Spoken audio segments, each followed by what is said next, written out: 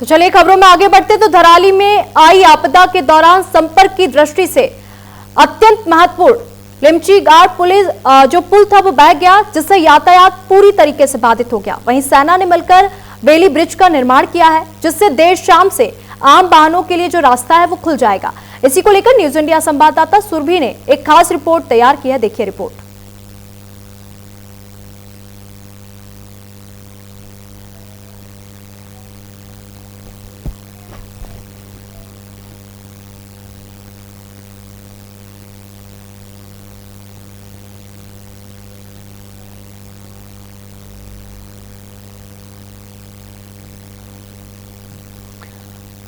तो आप देख सकते हैं धराली में जो आपदा आई थी, जिसके बाद से पुल भी टूट गया था, लेकिन पुल को दुरुस्त करने में टीम जो है जुटी हुई है।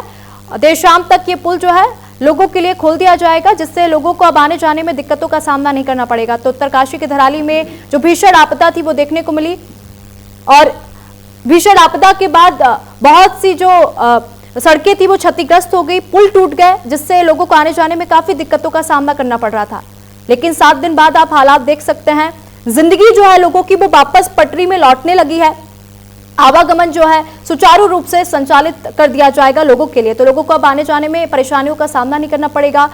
हमने देखा कि उत्तरकाशी के धराली में आपदा आई, जिसके बाद रोडें जो थी क्षतिग्रस्त हो गई। लैंडस्लाइडिंग के चलते जो सड़कें थी जो बुरी तरीके से धंस चुकी थी, लोग जो थे घरों में कैद हो गए थे, कुछ लोगों के जो घर थे वो भी मलबे में।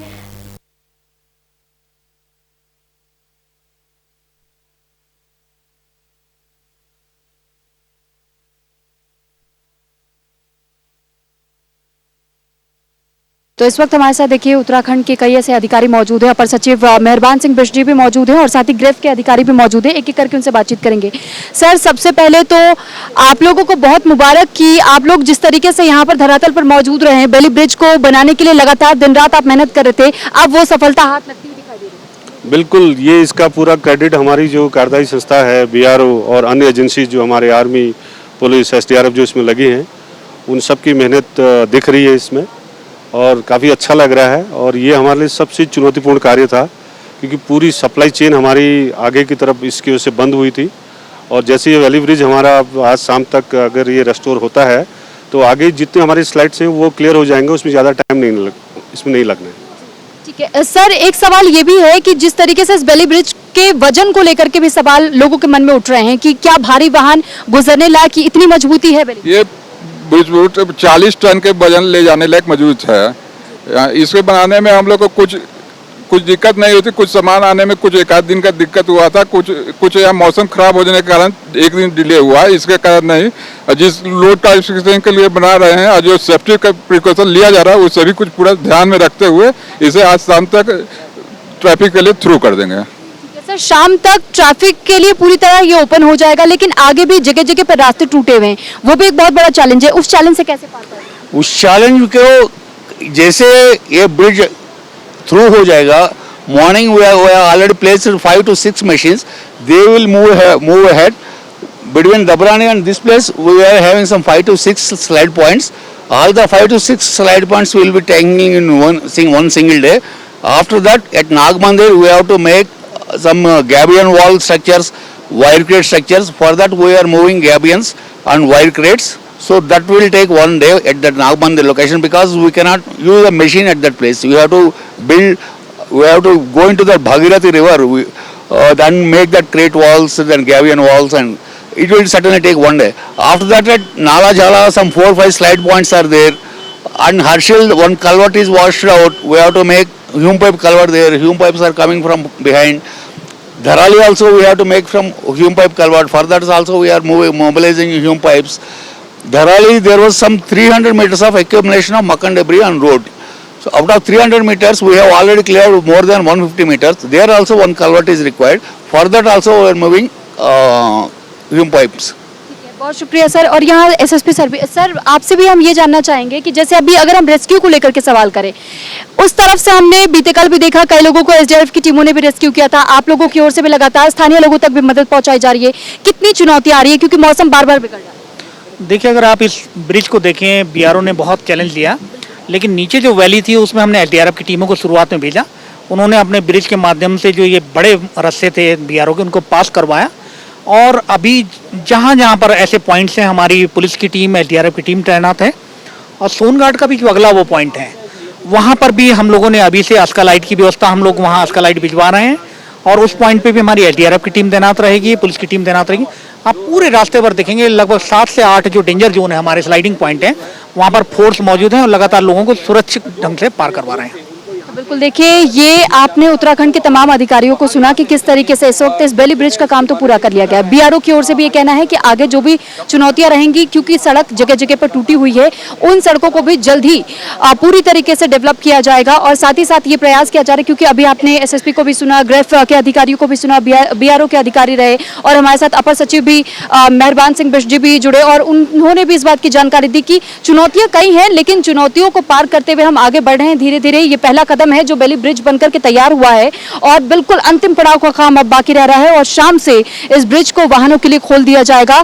तो अब इंतजार इस ब्रिज के खुलने का, जब वाहन यहाँ से गुजर पाएंगे, क्योंकि देखिए ये एक कनेक्टिविटी स्टैब्लिश होना बहुत जरूरी था। अगर हर्षिल और आप आगे धराली तक जाना चाहते हैं तो इस ब्रिज को जोड़ना बहुत जरूरी था। अब ये क्योंकि ब्रिज पूरी तरह बन चुका है, तो ऐसे में आप समझिए स्थिति ये इतना इंपॉर्टेंट इसलिए भी है क्योंकि आगे कनेक्टिविटी के लिए आगे जो राहत सामग्री होगी, एम्बुलेंस होंगे, वो अब इस मार्ग से बड़ी आसानी से जा पाएंगे। यहाँ तक कि सेना की टीमें, यहाँ ग्रेफ के मेंबर्स थे और साथ ही साथ जो तमाम एनडीआरएफ एसडीआरएफ के अधिकारी है, वो जितने भी अभी कर्मचारी यहाँ मौजूद है, हर कोई वहां तक पहुंच पाएगा आसानी से और फिर आगे के जो रूट्स इस वक्त खराब है उन्हें व्यवस्थित तौर पर शुरू करने का प्रयास किया जाएगा। कैमरा पर्सन सचिन के साथ मैं सुरभि तिवारी, न्यूज इंडिया के लिए उत्तरकाशी से। तो वहीं उत्तरकाशी के धराली में बादल फटने के बाद जो तबाही हुई, जिसका रेस्क्यू ऑपरेशन लगातार जारी है, इसी को लेकर ग्राउंड जीरो से हमारे संवाददाता सुरभि तिवारी की लगातार जो है जायजा ले रही है और परिजनों से खास बातचीत भी की। देखिए रिपोर्ट। तो हम आईटीबीपी कैंप में मौजूद हैं और कुछ ऐसे भी लोग हैं जो अपनों की तलाश में आईटीबीपी कैंप पहुंचे हुए हैं। यहाँ जो लोग इस वक्त आप मेरे साथ देख पा रहे हैं, ये लोग संभल से आए हैं और इनके कुछ ऐसे परिजन हैं, ये परिजनों की तस्वीर भी लेकर के आए हैं। ये वो परिजन हैं जो कि इस वक्त भी लापता हैं, मिसिंग हैं और इनकी तलाश अभी भी की जा रही है और इस उम्मीद में ये हर दिन आईटीबीपी कैंप पहुंच रहे हैं कि किसी दिन तो इनके परिवार के कुछ सदस्य वापस लौट करके आ जाए, क्योंकि रेस्क्यू लगातार जारी है और रेस्क्यू में उम्मीदें इनकी बरकरार है। कहाँ से आए जी? हम संभल से आए हैं। संभल से आए और यहाँ इस कैंप में कितने दिन से आए? जी हमें 5 दिन हो गए। लगातार 5 दिनों से आ पा रहे हैं? लगातार 5 दिन हो गए मैम। क्या बता रहे हैं अधिकारी? अधिकारी बता रहे हैं कि हाँ रिक्वेस्ट जारी है, खोज जारी है, बस और कुछ नहीं बता रहे हैं। अभी तक आप लोगों को कोई जानकारी नहीं? जी कोई जानकारी नहीं मिली अभी तक, बिल्कुल भी। और ये किन किन की तस्वीर है? ये हमारे लड़के हैं, ये सलमान है, ये योगेश है, ये मेरे लड़के हैं, ये भतीजे हैं, ये मेरे दोस्त के लड़के हैं। तो ये धराली में थे उस दौरान जिस वक्त आप? जी धराली में थे। किस कारण से ये धराली गए हुए थे? ये बिल्डिंग का काम करते थे, 3 महीने पहले से काम कर रहे हैं। जी ये सामान लेने गए थे धराली से। सामान लेने गए हुए थे? जी ठीक है। और आप बता रहे कि जिस दिन आपदा आई थी उस दिन के बाद से इनसे कोई संपर्क? जी कोई संपर्क नहीं, 3 तारीख को संपर्क हुई है, उसके बाद संपर्क नहीं हुई है। तो ये फिलहाल जिन लोगों की तस्वीर को आपने देखा है, ये वो परिजन हैं जो कि इस वक्त लापता बताए जा रहे हैं और इन लोगों के ही परिजन इस वक्त हमारे साथ मौजूद हैं। उनका ये कहना है कि 5 दिन हो गए वो आईटीबीपी कैंप आ रहे हैं, लगातार अधिकारी से भी बातचीत कर रहे हैं। उनका सिर्फ जो अब तक बातें निकल कर सामने आ रही है, सिर्फ और सिर्फ आश्वासन दिया जा रहा है कि बहुत जल्दी उन्हें ढूंढ लिया जाएगा, लेकिन अब तक भी उनके बारे में कोई जानकारी नहीं मिली है। क्या अभी तक कुछ भी इस प्रकार की जानकारी आप लोग को दी गई? नहीं मिली है, कोई जानकारी नहीं मिली मुझे। अभी तक कुछ भी नहीं कहा जा रहा है? जी कोई जानकारी नहीं कर रही है। तो अधिकारी की ओर से अभी तक इस मामले को लेकर के चुप्पी साधी गई है, क्योंकि अभी तक इनको ढूंढा जा रहा है, वहां पर लापता हैं और अभी भी इस बात की कोई भी जानकारी नहीं है कि ये सुरक्षित है, कहाँ नहीं। तो फिलहाल देखिए, हालांकि अधिकारियों का ये कहना है कि जब अभी भी हर्षिल और धराली में, क्योंकि वहाँ पर रेस्क्यू चल रहा है और ऐसे में कई लोग अभी भी लापता बताए जा रहे हैं, तो उन लापता लोगों की तलाश की जा रही है और उम्मीद जरूर लगाई जा रही है, क्योंकि उनके जो परिजन 5 दिनों से यहाँ आईटीबीपी कैंप में आ रहे हैं, वो भी इसी उम्मीद, इसी आस में आ रहे हैं कि शायद उनके परिवार के जो चंद लोग बिछड़े हैं, ये 3 लोगों की तस्वीर ये दिखा रहे हैं, ये तीनों वापस लौट करके आ जाए। तो वहीं उत्तरकाशी के धराली में बादल फटने के बाद की तबाही का मंजर बहुत ही खतरनाक देखने को मिला। वहीं सरकार लगातार जमीनी स्तर पर जाकर लोगों का हाल जान रही है। इसी को लेकर ग्राउंड जीरो से न्यूज इंडिया संवाददाता सुरभि तिवारी ने रेस्क्यू किए गए लोगों से बातचीत की। देखिए खास रिपोर्ट। तो ये आईटीबीपी कैंप की तस्वीरें हम आपको दिखा रहे हैं। कुछ ऐसे लोग यहाँ पर इस वक्त आए हुए हैं जो कि बिछड़े हुए ज़रूर थे, लेकिन अब देखिए किस तरीके से रेस्क्यू अभियान चलाते हुए कुछ लोगों का रेस्क्यू करके लाया गया और बिछड़े हुए लोगों को एक दूसरे से मिलवा दिया गया है। यहाँ पर कुछ महिलाएं मौजूद हैं, एक बार उनसे हम बात करने का प्रयास करते हैं। मैडम, आपका नाम क्या होगा? प्लीज़ कुछ नहीं बोल सकते हम अभी। आप लोग कहाँ से आए हैं? क्या बोलूँ मैडम, मैं यहीं से हूँ मैडम, उत्तरकाशी से हूँ। आपके कोई परिजन हैं? हाँ, वहाँ पे हमारे दामाद जी हैं, उनका भी कोई पता ही नहीं चल रहा है, कहाँ है कहाँ नहीं है। बेटी भी चली गई, वहाँ चली गई। तो देखिए इस वक्त यहाँ पर बेहद गमगीन माहौल है, क्योंकि इनका ये कहना है कि इनके परिवार के वो सदस्य बिछड़ गए हैं जो इनके कलेजे का टुकड़ा हुआ करती थी। इनकी बेटी और इनके दामाद अब तक भी लापता हैं, उनके बारे में कोई जानकारी नहीं है और इसी वजह से आईटीबीपी कैंप में पहुंचे हुए हैं ताकि इनको किसी तरीके से कोई भी सूचना मिल सके। हमने आपको अभी कुछ देर पहले भी तस्वीरें दिखाई कि कैसे अगर जो बिछड़े हुए लोग एक बार मिल रहे हैं रेस्क्यू की वजह से, तो उनके बीच में भी किस तरीके का वो माहौल है कि कैसे अपनी उस खुशी को वो इजहार कर रहे हैं आंसुओं के जरिए ही। तो फिलहाल यहाँ पर मैडम आप भी रिश्ते में लगेंगे? हाँ, मैं विनीता रावत ब्लॉक प्रमुख है। मेरे रिश्तेदार है, मेरे एक दीदी का लड़का, चाचा का लड़का, एक बुआ का लड़का, तीनों इस 5 तारीख जो आपदा, इस आपदा में पूरे समा गए। वो मेरा एक निवेदन है कि जो परिजन है, इनके जो दुख है उनके साथ जैसे अकेले मत भेजो, उनके साथ एक जाना चाहिए, क्योंकि वहाँ यहाँ से चले तो जाते हैं, हेली तो ले जाते, वहाँ से अकेले 4-5 किलोमीटर अकेले जाते हैं वहाँ से। मैं तो चाह रही कि 2 साथ भेजना चाहिए जरूर। आप यहाँ पर लगभग कितने दिनों से आ रही हैं? मैं तो आधे रास्ते तक चली गई थी, लेमचा घाट, वहाँ पे पुल बह गए, फिर मैं वापस आई इधर। तो मैं तो चाह रही कि पहले इनको जो उनके परिजन है बेचारे रो रो, जैसे उनकी माँ जी है, उनकी बहन है, भाई, उनको भेजना जरूरी है। तो बिल्कुल देखिए इस वक्त क्योंकि ये बात करने की कंडीशन में बिल्कुल भी नहीं है और हम बिल्कुल उन्हें परेशान नहीं करना चाहेंगे, क्योंकि आप खुद इनकी हालत देख सकते हैं कि कैसे, आप सोचिए जब प्राकृतिक आपदा आती है तो ये प्राकृतिक आपदाएं लोगों से क्या कुछ नहीं छीन लेती हैं, उनके आशियाने उजड़ जाते हैं, उनके परिवार के लोग तक बिछड़ जाते हैं और इस वजह से इनकी आंखों में आप इस वक्त आंसू देख रहे हैं। ये वो आंसू हैं जो उस दर्द को बयां कर रहे हैं और ये बता रहे हैं कि किस तरीके से ये सिर्फ अपनों की उम्मीद में, अपनों की तलाश में, उस इंतजार में बैठे हुए हैं कि कब जो उनसे बिछड़े हुए लोग हैं उनके बारे में एक जानकारी मिल जाए कि वो सुरक्षित हैं। और उसके बाद जब रेस्क्यू की टीमें लगातार जुटी हुई हैं तो वो इसी उम्मीद में टकटकी लगाए बैठे हुए हैं यहाँ पर घंटों से कि जब अब तक जितने भी रेस्क्यू हुए हैं शायद अगला हेलीकॉप्टर इनके परिजनों को लेकर के आ रहा हो। तो ऐसे ही यहाँ पर कई कहानियां हैं और उन कहानियों को हम आप तक पहुँचाने का प्रयास कर रहे हैं, लेकिन ये वाकई कैमरे में कैद करने के लिए भी बेहद मुश्किल है, क्योंकि आप स्थिति का ज़रा अंदाज़ा लगाइए कि अगर आपसे आपका कोई भी अपना इस तरह बिछड़े तो आप पर क्या बीतेगी। तो ये देखिए, ये आईटीबीपी कैंप की वो भावुक तस्वीरें हैं जब रेस्क्यू की टीमें इन सभी लोगों को, जो बिछड़े हुए लोग थे, उन सभी लोगों को लेकर के आई है और बिछड़े हुए लोगों को मिला रही है। तो बेहद भावुक कर देने वाला ये पल है, जो परिवार बिछड़ा था वो परिवार मिला है।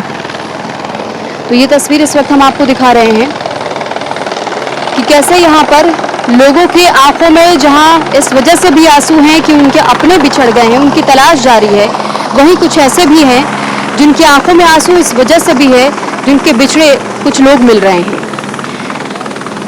तो एक बार फिर हम इनसे बात करने का प्रयास करेंगे और जानेंगे। सर, आप धराली से आए हैं? जी, मैं अभी धराली से आया हूँ और मैं वहाँ स्थानीय निवासी हूँ। मेरे वहाँ पे होटल था, गाड़ी थी, हमारे स्टाफ थे, सब कुछ वहीं पे थे उस समय। भगवान का मैं शुक्र करता हूँ कि भगवान, हम जिस समय उस मार्केट में हमारे जो अधिकांश 400-500 लोग रहते हैं एक साथ, वो समय ऐसा था कि 1:30 बजे का समय था। 1:25 पे जब वहाँ पे सैलाब आना शुरू हुआ, ठीक 1:30 बजे वहाँ पे जब बहुत बड़ा सैलाब आया तो उस समय मैं अपने मार्केट में था और हमारे मार्केट में जो लोग थे, कुछ लोग सोए हुए थे, कुछ लोग जगे थे, कुछ लोग भागने की कोशिश कर रहे थे, लेकिन वो तूफान इतना तेजी में आ रहा था कि संभल नहीं पाए। सब लोग जो है देखते देखते वहाँ पे तबाह हो गए। मैं भी भगवान की कृपा से जल्दी में पहाड़ में चढ़ गया। जब पहाड़ में चढ़ा तो मेरे पीछे मुड़ के देखा तो मेरे आंखों के सामने पूरा बाजार, पूरा मार्केट, पूरा गांव तबाह हो चुका था, मलबे में दब गया था। करीबन 40-50 फीट मलबा मार्केट में है, गांव में है, बगीचे थे, रिजोर्ट थे, कई लोगों के घर उजड़े। आज कई लोगों के पास घर रहने के लिए नहीं है। मैं धन्यवाद देता हूं हमारे सरकार को कि आज वो लगातार वहां पे आपदा पीड़ितों तक सामान पहुंचा पा रहे हैं, राहत सामग्री पहुंच रहे हैं, कपड़े भी आज सुबह पहुंचे वहां पे, और लाइट की व्यवस्था भी हो रही है, और इमरजेंसी लाइट भी है, टेंट भी है, बहुत सारे सामान यहाँ से लगातार जा रहे हैं। तो मैं सरकार से यही उम्मीद करूँगा कि पुनः हमारे जो धराली का जो है केदारनाथ के तर्ज पे उसको पुनः बसाया जाए, वहाँ पे अच्छा कार्य किया जाए, और जो लोग जिनके आज घर उजड़े हैं, कुछ भी नहीं बचा घर में, तो उनको पुनः उनको विस्थापित किया जाए जल्दी से। देखिए, सरकार की ओर से भी 6 महीने का राशन देने की बात भी की गई है और पुनर्वास के लिए भी व्यवस्थाएं की जा रही हैं, तो इसके लिए आप सरकार को क्या कहेंगे? नहीं, सरकार ने हमें, माननीय धामी जी आए थे, हमारे मुख्यमंत्री जी आए थे, मुलाकात हुई, मेरी मुलाकात हुई, उन्होंने पूरा विश्वास दिलाया हमें कि मैं आपको राज्य सरकार, केंद्र सरकार से जो भी मदद होगी हम आपकी पूरी मदद करेंगे, और हमारे जो बच्चे यहाँ नीचे पढ़ते हैं, स्कूल में पढ़ते हैं, उनकी भी अगर फीस माफ़ हो जाए, तो क्योंकि अधिकांश लोग, हम लोग जो कृषि बागवानी खेती करते हैं, हमारे अपने बच्चों को जो है नीचे देहरादून पढ़ाते, उत्तरकाशी पढ़ाते, हमारी उम्मीद ये रहती कि हमारे बच्चे भी डॉक्टर बने, इंजीनियर बने। अगर ऐसी स्थिति रही तो हमारा तो आजीवन रोजगार खत्म हो गया। कहीं न कहीं सरकार अगर हमें रोजगार की भी व्यवस्था कराए, तो मैं सरकार से उम्मीद करूंगा कि वो हमें इस चीज़ में ध्यान रखे, और जिन लोगों का परिवार उजड़ा, जो लोगों का घर उजड़ा, जिनका बड़ा बेटा जो कमाने वाला था वो दब गया मलबे में, मैं चाहता हूँ उनको किसी न किसी रूप से अपने सरकारी उसमें जो है, अगर उनको भी कहीं जॉब मिल जाती है 4th क्लास में, तो उनका भी आजीवन रोजी रोटी चलेगी, उनका परिवार चलेगा। ऐसे में गुजारिश करता हूँ सरकार से, और माननीय मोदी जी से भी गुजारिश करूँगा कि वो केंद्र सरकार से भी कुछ हमें मदद मुहैया कराया जाए। ये परिवार हैं आपके? जी, अभी हमारे जो परिवारजन है, आप भी बंदा पवार है, इनका भी घर था वहाँ पे। मैं जैसे अभी उतरा तो सभी लोग जो चिंतित है कि अपने घर देखने के लिए, जो हमारे बहनें यहाँ हैं, हमारे बच्चे यहाँ हैं, हमारे परिवार यहाँ है, तो वो बड़े चिंतित है कि कब हम अपने परिजनों को देखें। तो जैसे मैं यहाँ पे उतरा तो यहाँ सभी लोग भावुक हुए और वो गले में लिपटे, क्योंकि उनका भी दर्द है अपने गाँव से, जो अपना मुल्क है, हमारा पहाड़ी क्षेत्र है हमारा, तो उनसे भी हमारा जो लगाव है, जो प्रेम है, वो आज जो ख़त्म हो गया है। तो आज जो लोग यहाँ पे आए हैं, तो हम लोग जैसे उतरे तो वो लोग बिल्कुल मिल के भावुक हुए। ये बड़े तो देखिए, सुना आपने कि किस तरीके से लोगों का रेस्क्यू किया जा रहा है। मैडम, एक मिनट, दादी जी, दादी नहीं बोल पाती। तो ये वो दादी जी हैं जो देखिए किस तरीके से इनको भी लाया गया है, और ये भी अपने परिवारजनों से मुलाकात कर रही हैं। यहाँ आप देखिए कि किस तरह भावुक पल इस वक्त बना हुआ है, हर किसी के इस वक्त आंखें नम हैं। ये वो लोग हैं जो अपनों से इतने दिनों से बिछड़े हुए थे।